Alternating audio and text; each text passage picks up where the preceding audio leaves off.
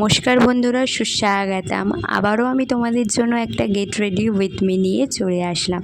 প্রথমেই স্কিনটাকে আমি প্রিপেয়ার করে নিলাম, ক্লিনজিং, টোনার, ময়শ্চারাইজার করে তারপরে আমি এখন ফাউন্ডেশন অ্যাপ্লাই করে নিচ্ছি। তারপরে আইব্রোটা সেট করে নিলাম, তারপরে একটু আই মেকআপও করে নিলাম। আমি একদম হালকা সাজগোজ পছন্দ করি। আর এখন থেকে আমার চোখের নিচের এই আইলাইনারটা পরতে বেশ ভালো লাগছে। আমার মেকআপ অলমোস্ট ডান হয়ে গেছে। এখন লিপস্টিকটা পরলেই আমার মেকআপটা সম্পূর্ণ কমপ্লিট হয়ে যায়। আর জানো তো, সব কিছু তাড়াতাড়ি হয়ে গেলেও শাড়ি পরতে আমার একটু টাইম লেগে যায়। যাই হোক, বিয়ের পরে তাও মোটামুটি এখন একটু শাড়িটা পরতে পারি।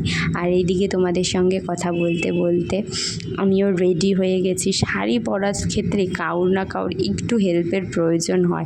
আর এই দিকে দেখো, আর বাদবাকি যেগুলো ছিল সেগুলো তোমাদের দাদাভাই আমার সঙ্গে একটু হেল্প করে দিচ্ছিল।